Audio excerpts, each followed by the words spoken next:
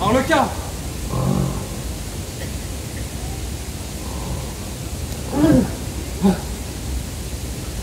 Votre patron? Que deviendrons-nous dans cette île? Nous finirons maigres et petits, et puis morts de faim. Nous sommes seuls échappés du naufrage. Tous nos camarades ont péri. Et j'envie maintenant leur sort. Dis-moi, quand notre vaisseau s'est brisé contre le rocher, quelques-uns des nôtres ont eu le temps de se jeter dans la chaloupe. Il est vrai qu'elle a été enveloppée par les vagues. Je ne sais ce qu'elle est devenue. Mais peut-être auront-ils eu le bonheur d'aborder en quelque endroit de cette île. Je suis d'avis que nous les cherchions. Les cherchons, il n'y a pas de mal à ça. Nous reposons-nous auparavant pour boire un petit coup d'eau de vie. Hé! Ne perdons point de temps. Suis-moi. Ne négligeons rien pour nous tirer d'ici. Si je ne me sauve, je suis perdu. Et je ne reverrai jamais Athènes, car nous sommes dans l'île des esclaves!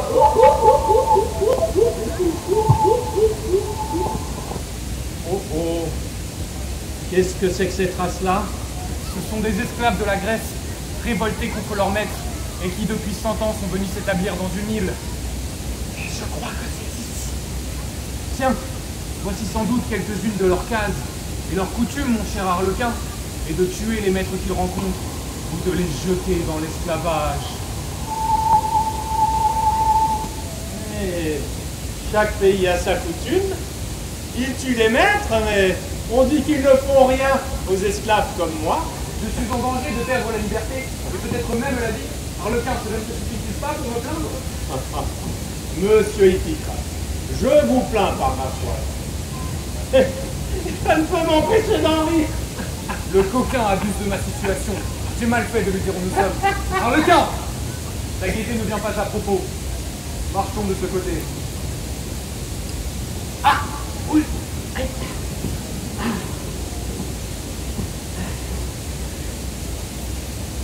J'ai les jambes si engourdies. Avançons! Je t'en prie. Je t'en prie. Comme vous êtes civil et poli, c'est l'air du pays qui veut ça. Allons!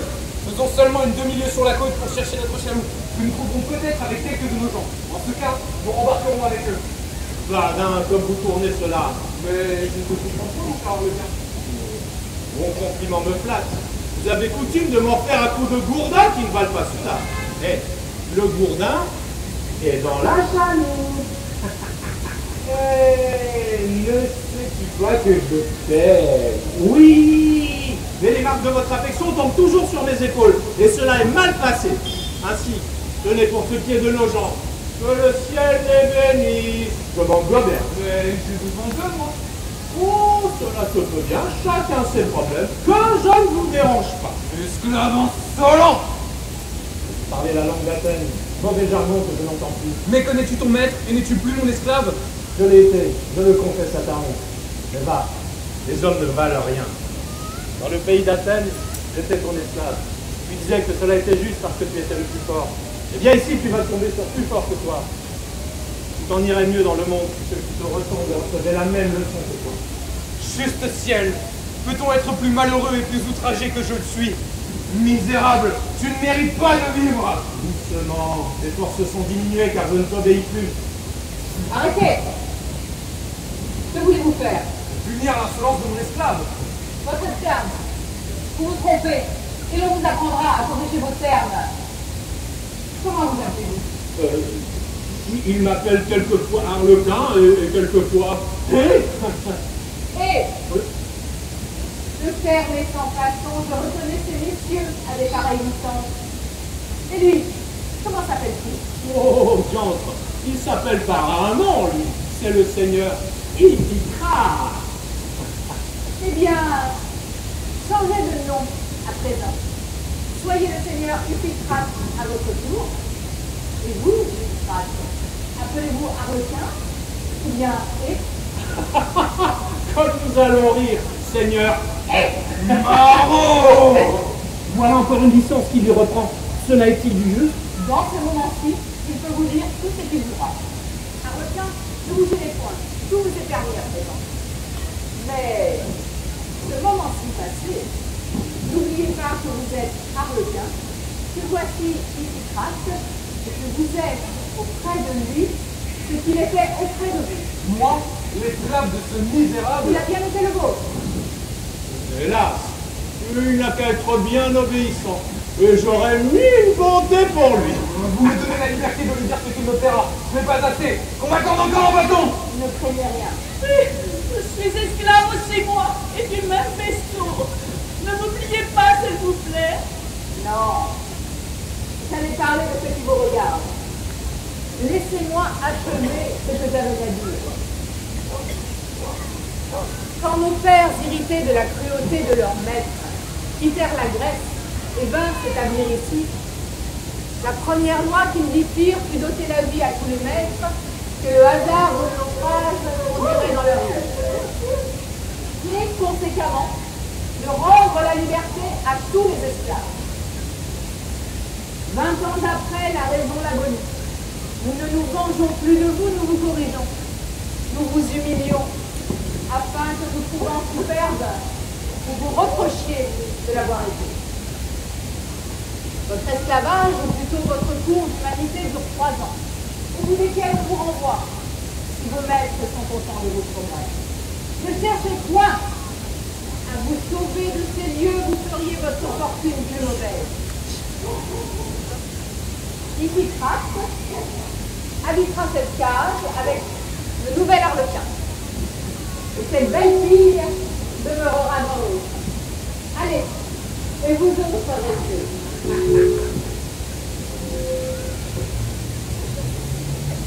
Ah ça, ma compatriote, dites-moi aussi votre nom. Je m'appelle Cléantis, et elle, c'est Cousine. Cléantis, passe pour cela. J'ai aussi des surnoms, vous petit de le savoir. Ah oui, là. J'en ai une liste. Sotte, ridicule, bête, butorde, imbécile, etc. Tiens, tu vous donne. Tenez, en voilà encore un que j'oubliais. Effectivement, elle vous prend sur le fait. Hélas, que voulez-vous que je vous réponde? Ouh, non, il n'est plus siégé de nous répondre. Autrefois, on n'avait affaire que les pauvres gens. Mais à présent, il faut parler réduit. C'est un langage étranger pour madame. Et tu feras avec le temps. Je ferai de mon mieux pour l'avancer. Modérez-vous, venons-en maintenant à l'examen de son caractère. Il est nécessaire que m'en donniez un portrait qui se doit faire devant la personne comptable, afin qu'elle se connaisse, qu'elle rougisse de ses ridicules si elle en a, et qu'elle se corrige. Oh, je l'avais bien inventé. Interrogez-moi. Je suis dans mon ordre. N'en voilà-tu pas assez? Je vous félicite du petit embarras que cela vous donne. J'en augure bien pour l'avenir. En quoi, par exemple, lui trouvez-vous les défauts dont nous parlons? En quoi? Madame se tait. Madame parle. Elle regarde. Elle est triste. Elle est gaie. Silence, discours, regard, tristesse et joie. C'est tout un. Il n'y a que la couleur de différence. C'est vanité, muette. Content, vous, fâché. Quelques ripatillage de jalouse ou curieuse. C'est madame, toujours belle, coquette, l'un après l'autre, et tous les deux à la fois. Vous saurez tenir. Attendez donc, ce n'est qu'un début. Madame se lève, à peine bien dormi, le sommeil l'a-t-il rendue belle? Vite, sur les arbres, la journée sera glorieuse. Oh ma fille! Madame verra du monde aujourd'hui. Elle ira au spectacle, aux promenades, aux assemblées. Son regard, son visage peut soutenir le grand jour. Il fera plaisir à voir. Il n'y a qu'à le promener hardiment. Il est en état, il n'y a rien à craindre. Elle développe assez bien cela. Madame, au contraire, a-t-elle bien reposé? Oh, vous m'accompagnez-moi.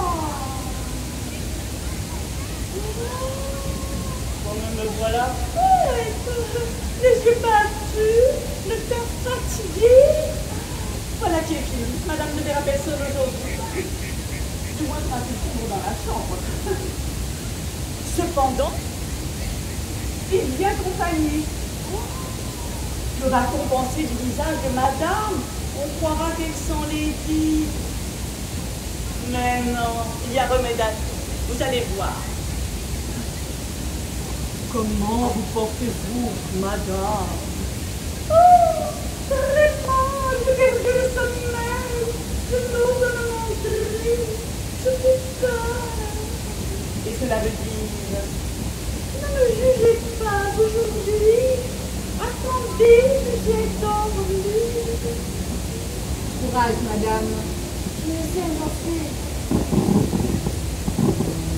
Vous souvenez-vous d'un soir, vous étiez avec les salariés qui bien fait. J'étais dans la chambre. Vous vous entreteniez pas, mais l'oreille fine. Vous vouliez lui plaire pour faire semblant de rien. Vous lui parliez d'une femme qu'il voyait souvent. Cette femme-là est aimable, disiez-vous. Elle a les yeux petits, les traits doux. Et là-dessus, vous ouvriez les grosses. Vous donniez des bons, des gestes de tête, des petites expressions, des vivacités. Je me riais. Vous réussissez pourtant. Le cavalier vous offrait le cœur. Amour, dites-vous. Oui, madame, à vous-même, à tout ce qu'il y a de plus aimable au monde. Oh, continuez, Paulade, continuez, dites-vous. Tout en notant vos dents, sous prétexte de m'en demander d'autres. Je n'en ai que répondre, on parle par force. Cela suffit, Frosine.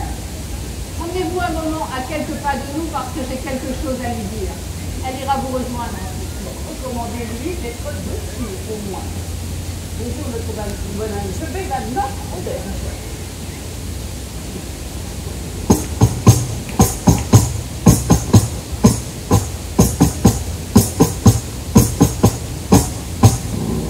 Vous êtes des barbares.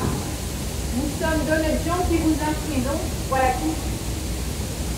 Il vous reste encore à satisfaire à une petite formalité. Encore des formalités? Je dois faire rapport de tout ce que je viens d'entendre et de tout ce que vous m'allez répondre.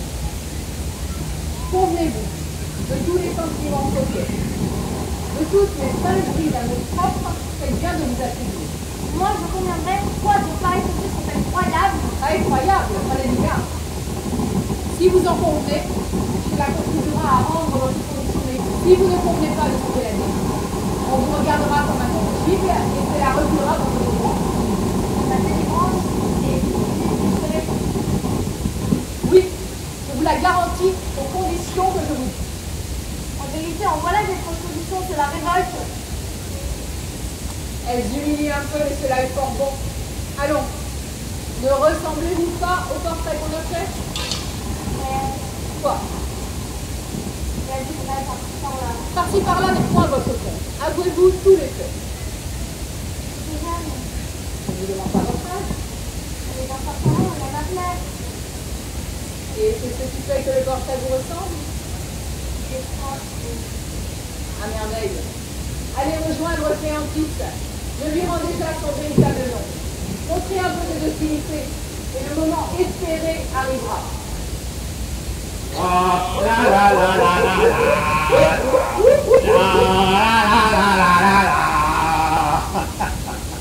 Le ciel conserve la vigne, le vigneron, la vendange et les caves de notre admirable République. Oh! Réjouissez-vous, mon camarade. Êtes-vous content d'Arlequin? Oui, c'est un bon enfant. J'en ferai quelque chose. Vous me réjouissez moi-même. Ne vous épouvantez point de ce que je vais dire. Instruisez-moi d'une chose. Comment se gouvernait-il là-bas? Avait-il quelques défauts d'humeur, de caractère? Ma camarade, vous avez de la malice. Vous me demandez de la connaître. N'importe, nous en rirons. Arlequin, ne promets-tu d'en rire aussi? Veux-tu achever de me désespérer? Que vas-tu lui dire? Laisse-moi faire. Quand je t'aurai offensé, je te demanderai pardon après. Extravagance et misère. N'est-ce pas là de belles guenilles pour les étaler? Étourdis par nature, étourdis par singerie, parce que les femmes les aiment comme cela. Vilain quand il faut être libéral, libéral quand il faut être vilain, bon emprunteur, mais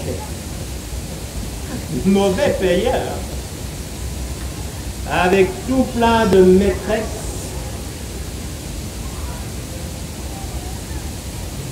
Il ne connaît pas. Cette ébauche me suffit. Vous n'avez plus maintenant qu'à faire défier le véritable qui vient de dire. Moi? Vous-même, la dame de Tampon en a fait autant, elle vous dira ce qu'il a déterminé. Il n'est pas du plus grand bien que vous puissiez souhaiter. Plus grand bien, si cela est. Il y a là quelque chose qui pourrait assez me convenir d'une certaine façon. Prends-le tout, c'est un habit fait sur ta taille. Il me faut tout pour rien. Elle va donc pour la moitié pour me tirer d'affaire. Pas du tout.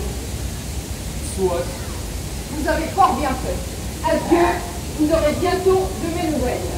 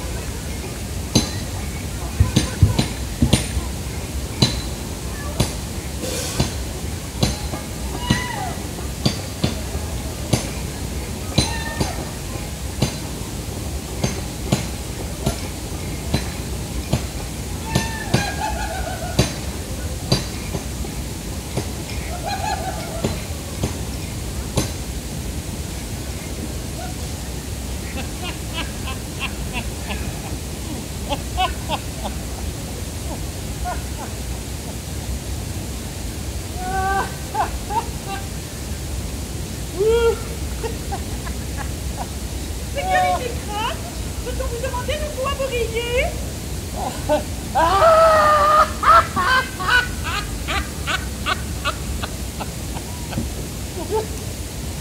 Je ris de mon arlequin. Cela me surprend car il a la mine d'un homme raisonnable. Si vous voulez voir de peut-être de son propre aveu, regardez ma suivante. Malfait. Parlons d'autre chose, ma belle Zavoine.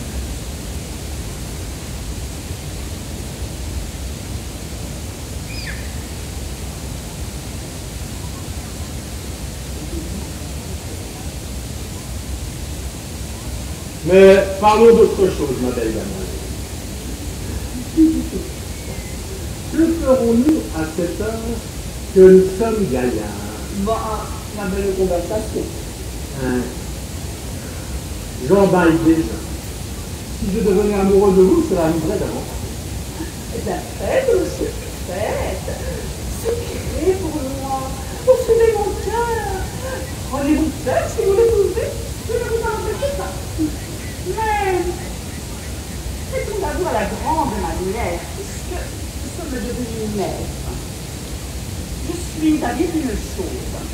Que nous disions qu'on nous apporte des sièges pour prendre l'air assis et pour écouter les discours galants que vous m'avez tenus. Votre volonté vaut une ordonnance.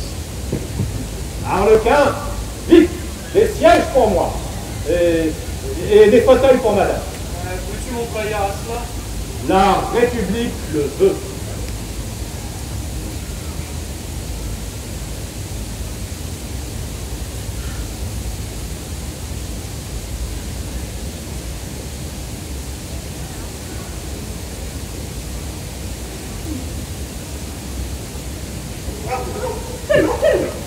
Ramenons-nous plutôt de cette manière-là.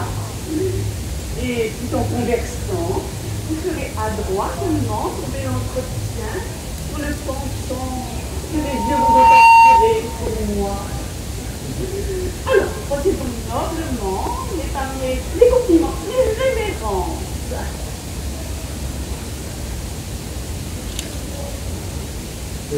Et vous, n'épargnez point les mines, madame. Avez-vous remarqué, madame, la clarté du jour? Oui, c'est le plus beau temps du monde. On appelle cela un jour ronde. Un jour tendre.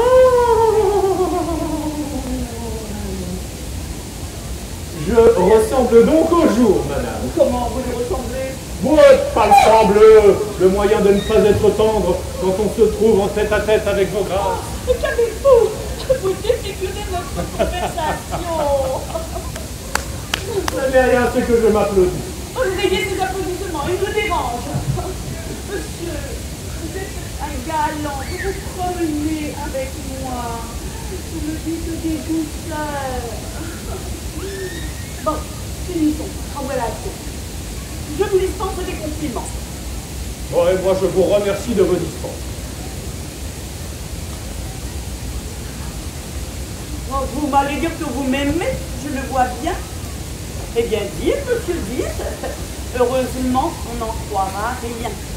Faut-il m'agenouiller, madame, pour vous convaincre de la sincérité de mes feux? Mais ceci devient sérieux. Laissez-moi, je ne veux point d'affaires. Levez-vous. Quelle vivacité.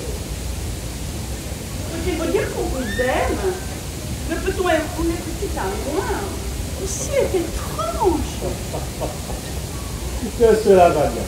Nous sommes aussi bouffons que nos maîtres, mais nous sommes plus sages. Savez-vous bien ce que je pense? Moi. Que vous ne m'aimez pas, sinon par coquetterie comme le grand-mère. Pas encore. Mais il ne s'en fallait que d'un mot, quand vous m'avez interrompu. Et vous? M'aimez-vous? J'y allais aussi quand il m'est venu une pensée.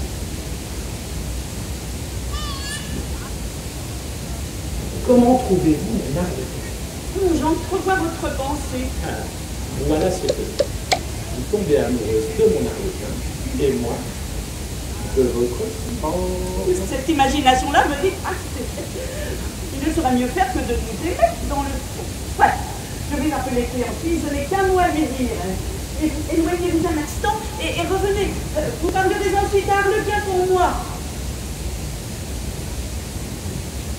Approchez.